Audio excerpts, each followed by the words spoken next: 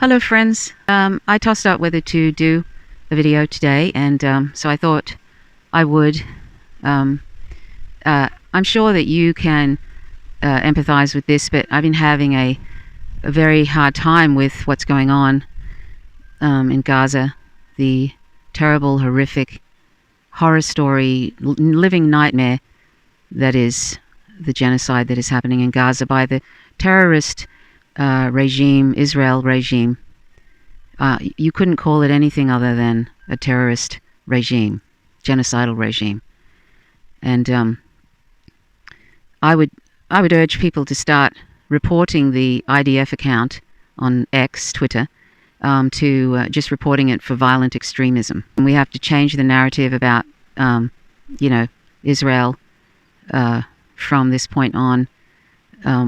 When talking about it, the term regime and terrorism is always applied to targets of U.S. empire. It's always applied to people in Western Asia or in Latin America or anything other than Western countries.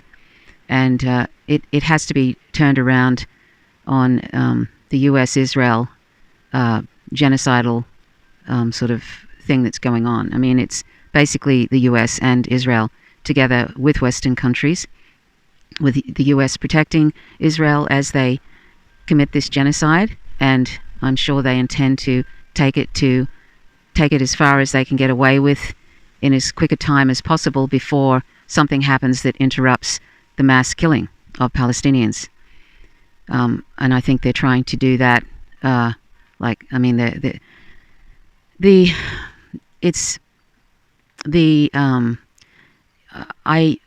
I'm very sensitive to violence, but I feel like it's important for us to witness everything.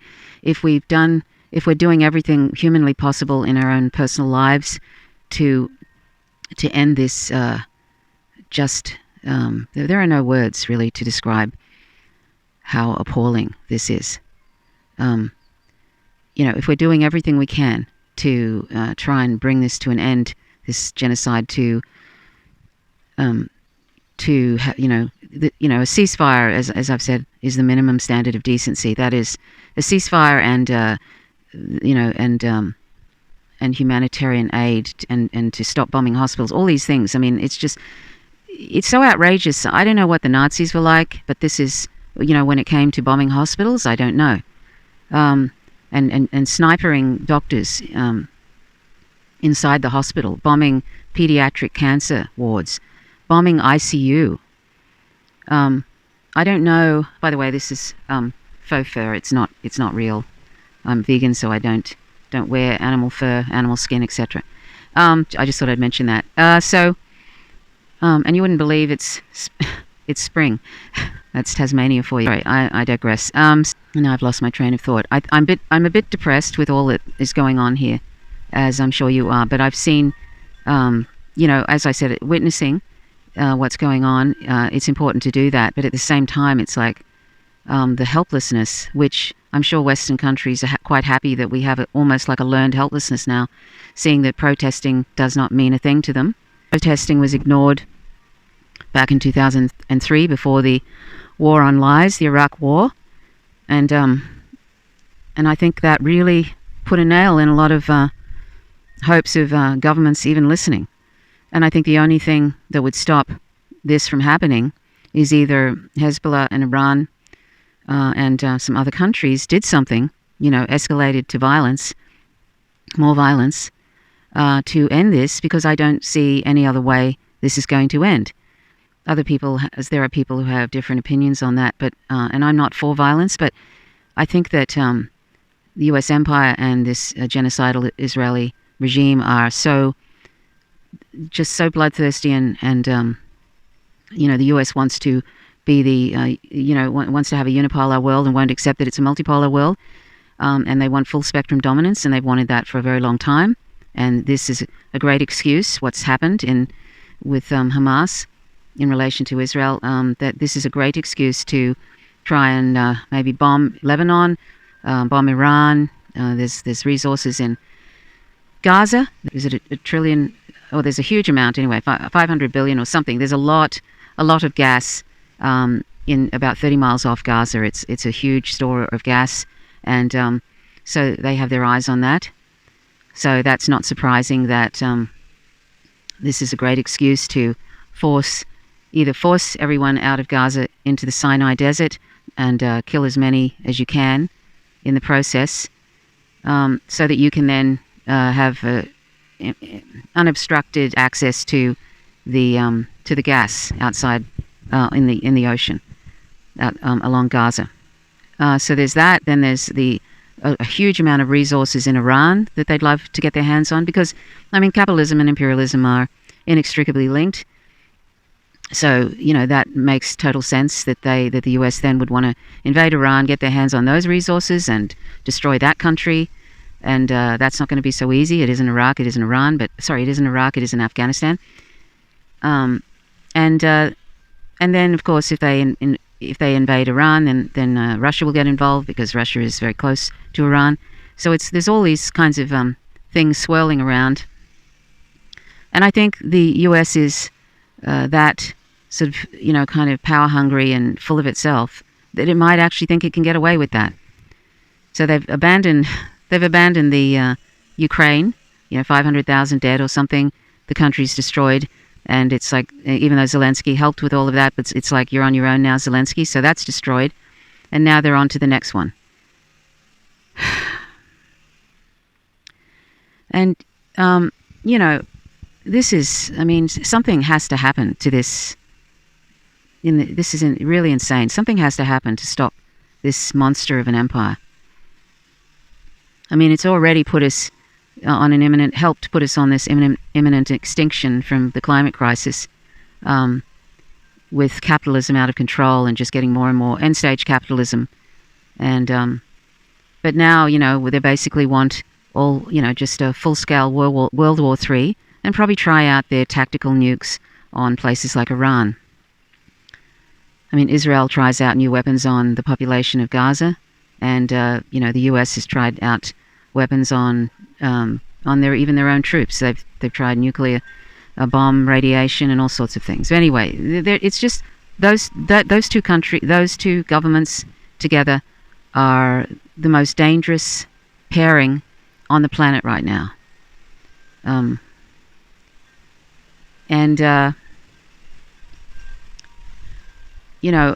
It's, I don't know about you, but I've been feeling just like my stomach is sort of been in knots since this all started.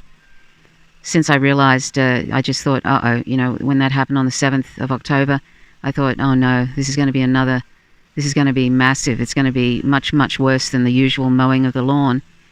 And they've used it that way. Who knows about the whole situation and how Hamas managed to slip through the fence, go over the fence with all the technology they have. That's for another time. I'm sure that will be possibly uncovered down the track. But I sort of feel like if something doesn't happen soon... I meant to say about these Arab countries and Muslim countries, nobody is coming to the rescue. Now, I understand why, to some degree, why, say, Iran wouldn't want to, because they have 80 million people there, and the US is just itching to bomb them.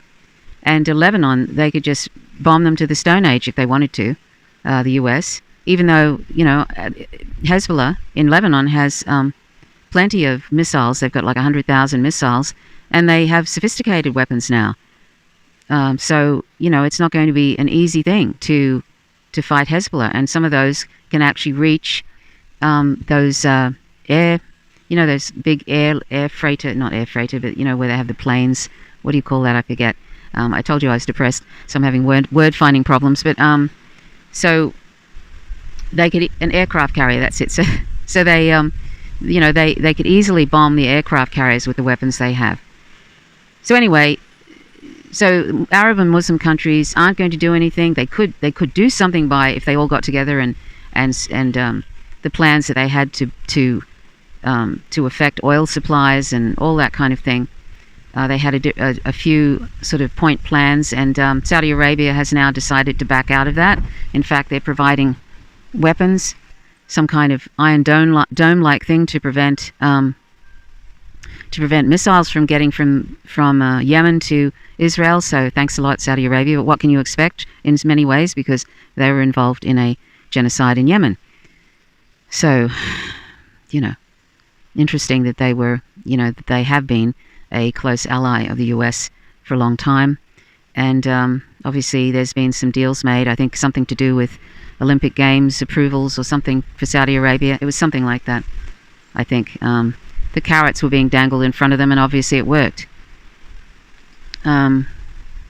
Anyway, so if that's not, if the Arab and Muslim countries aren't going to come to the rescue of Gaza, then that means that this will just go, unless there's enough pressure from the West where it becomes sort of too insane for people's political careers to ignore it anymore, then I just see this sort of just going on unabated.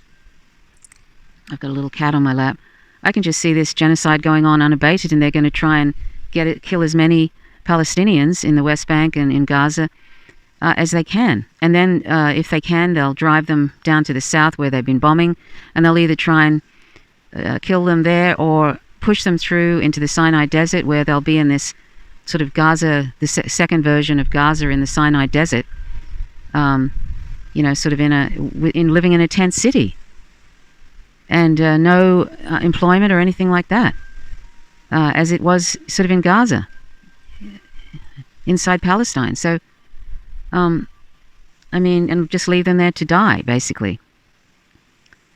I don't know what's the right thing, I don't know what's the right thing. Only the Palestinians in Gaza know what is the right action if they're not all killed, which I worry that they might they're so demented. These Zionists are so frighteningly hateful. They've been so indoctrinated to be a lot of them see Palestinians, I'm not saying all of them, but a lot of Israelis see Palestinians as literally snakes. I'm vegan, I have no problem with snakes, but I'm just saying that in a species society, that would be seen as, that's supposed to be the lowest of the low, unfortunately. So, there's been politicians that have called them that. They refer to them as non-human animals. And I've mentioned before, this is where speciesism and racism and all the other discriminations, they're all related and they all cause violence. Where you have one, you'll have all forms. So this is an example of that. Humans being referred to as animals. I don't see that as a problem, but of course the way they use it is very much a problem in a species society, meaning lesser. So anyway, so this is, I know, I wake up in the morning, I'm sure you do too, and I just think, oh my God, what have they done today? What has Israel done today to these poor people? It's like, and it's just one horror video after another, and the journalists, like this photographer Bisan, I've posted something from her on Faint Signals from Vega, and I've Motaz Azarza, is it? Aziza. He's taken amazing, just very very distressing videos, but I'm so glad they're documenting this, because if there's any justice in the world, those that are complicit with this, and that includes my government and the Israeli government, the Israeli genocidal politicians there, and anybody else who's been continuing to support Israel or not calling for a ceasefire, whatever, they all deserve to go to The Hague. They all deserve the International Criminal Court to try them. Oh, somebody's trying to jump in my lap. Anyway, we have a little young cat who's... Oh, Jesus, you right, little one? We have a little young cat who tries to play with Efi, and Efi likes it a lot of the time, but there's times where he doesn't want to play with him, and so there's a bit of growling goes on sometimes. He's only 9 months old, or 8 months old, this little kitten, so he's full of mischief. Anyway, so I, waking up in the morning and seeing this dreadful stuff, it's just beyond words how dreadful it is. It's so distressing, and I'm sure you feel the same way. I don't want to seem like I'm not trying to make it about me, but it's so distressing to sort of not be able to do anything and have your government just basically acting independently and like an authoritarian government. That's probably one of the worst things too, is sort of like I can see that that this government is these governments, Western governments, are telling the public in these countries that We don't care what you think, as usual. And it implies that, that we'll all be Gaza one day, because they have this is like probably the worst thing I would never have thought for a moment the Labour government would be this bad. I knew they were, US lackeys, but I didn't think that this is probably the worst thing they could ever have done, is like support this, it's beyond words. It is a Holocaust what's happening there. It is a sadistic bloodbath, which is, what is more insane than bombing a pediatric cancer ward or an ICU, or bombing, or sort of having neonatal, like these little young babies who are premature, having them taken out of their incubators because their oxygen supplies were destroyed by the bombing and they've run out of power. And so now, 2 babies have already died. There's, I think, 48 babies or something like that, or that have all had to be taken out of the incubators. And so, they're in an undisclosed part of one of the hospitals, but it's like they need oxygen and they need special care. I can't even imagine, as a former nurse, having worked in emergency departments and having worked in intensive care, and that most of my nursing was in either in general intensive care or neurosurgical intensive care, and I've spent a certain amount of time in emergency departments. And, it can be hard enough with just the usual people that come in, for example, to an emergency thing. You have a lot to do with just not even very complicated situations. But there's all kinds of injuries and desperate bleeding and burns, unbelievable burns. And just, hundreds and hundreds, thousands of people. I mean, I can't. And then, you hear that they don't have enough supplies. They've run out of supplies, and they're doing operations on the floor without anesthetic, and they're using vinegar as some sort of a kind of kill bacteria and stuff before they cut into people. I mean, it's insane. They have to cut through 7 layers to do C-sections on pregnant women without anesthetic. I mean, this is like medieval stuff. And they're doing it. I mean, if this was being filmed, this would be the most horrific documentary you could ever see, if they were filming what is actually going on in those hospitals. I can't even imagine how bad. I can't even imagine how bad that is. It must be. And I've seen some images from inside the hospital. I saw one last night. Now, if you're very sensitive to violence and graphic images, I'm not going to show you anything, but I'm going to describe what I saw. So this will probably take about a minute.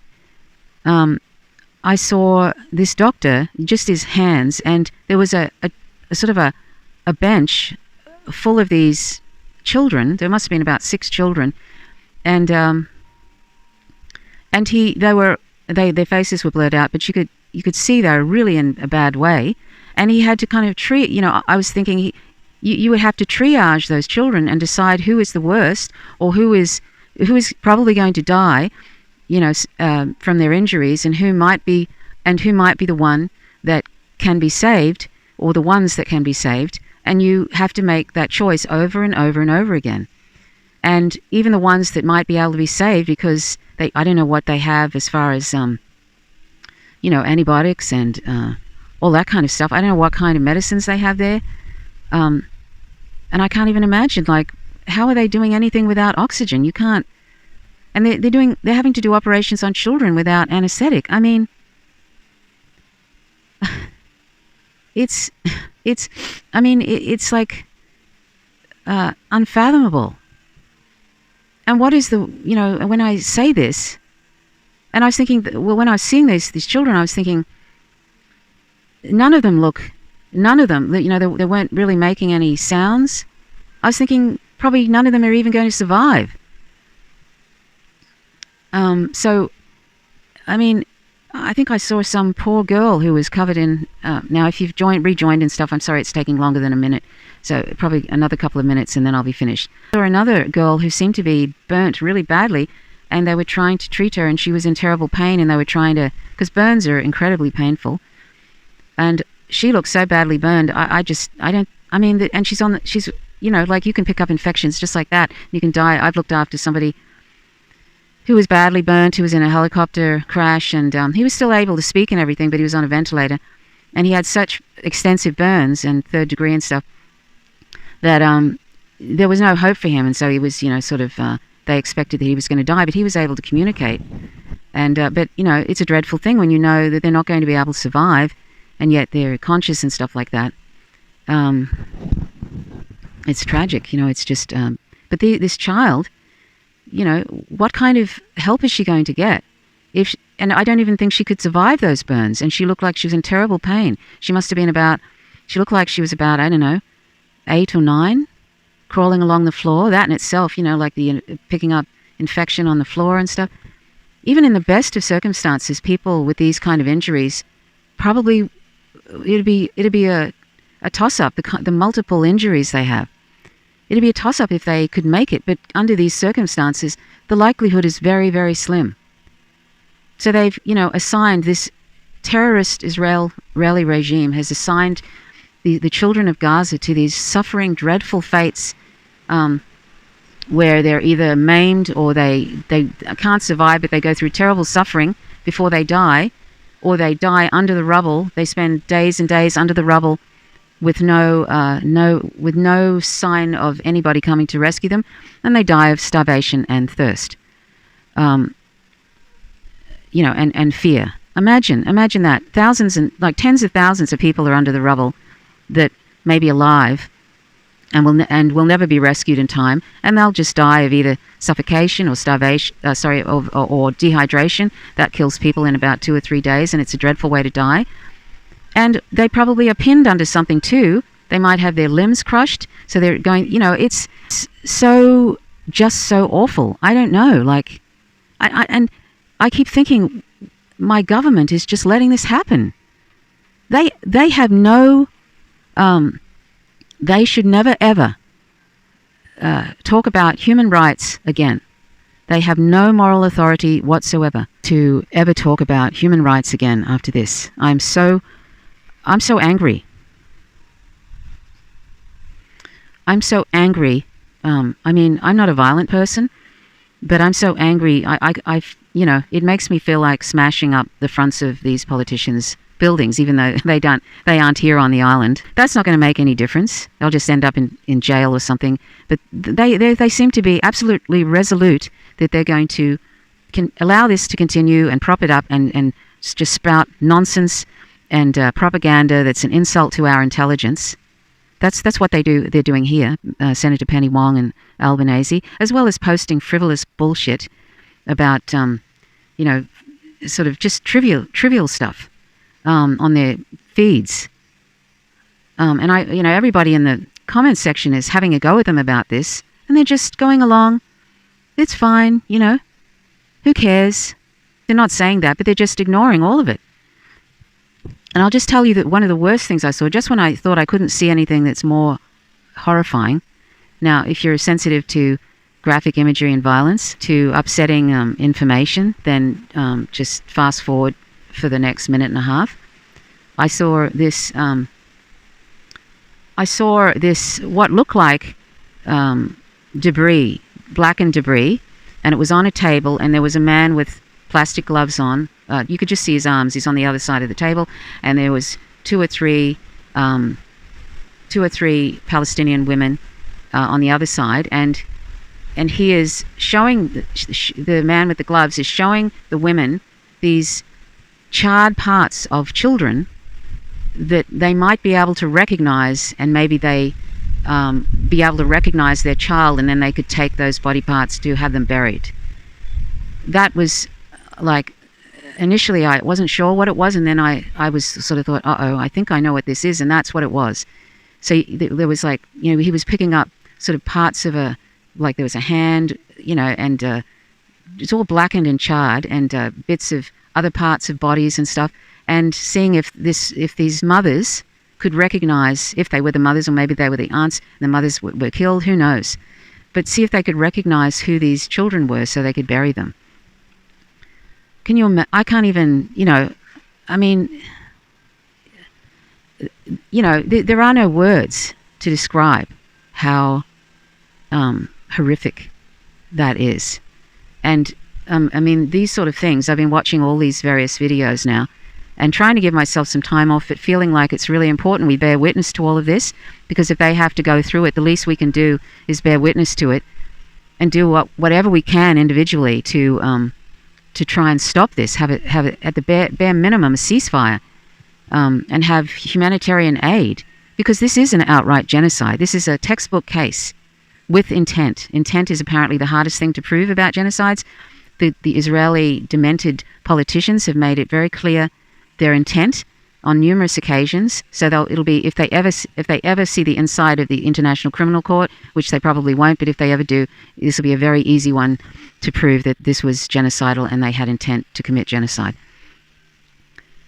So anyway, that I'm saving these videos on my phone and putting them on my PC for future reference, because I'm going to do my best to torment the Australian politicians that allowed this to happen. The only on social media, and the only party that because we have a preferential system of voting, the only party that didn't that has said something, had the backbone to say anything, was the Green Party.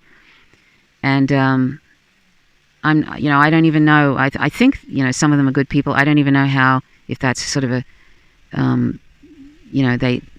they're trying to sort of make themselves more moral or something than I don't know what their motivations are personally, because politicians to me are just opportunists, generally speaking. And something that was incredibly disappointing to me is the State Labor Party, who were very good with all the trans stuff when we were working with them to Dee Dee was writing legislation for them for passing.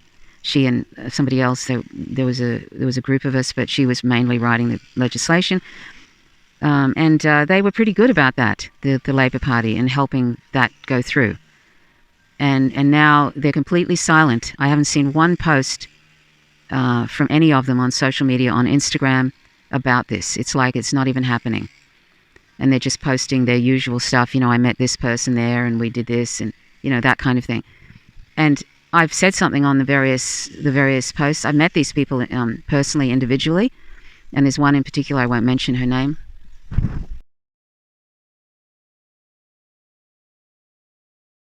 This video is for everyone who's about to give up, who's about to stop posting about Palestine, and who's about to, get used to the pictures and the massacres we're seeing from Gaza. We Palestinians from Gaza, inside and outside and everywhere, we're asking you to keep posting, to keep protesting, to keep sharing, to keep talking about us. We're asking you to do this because we need you to do this.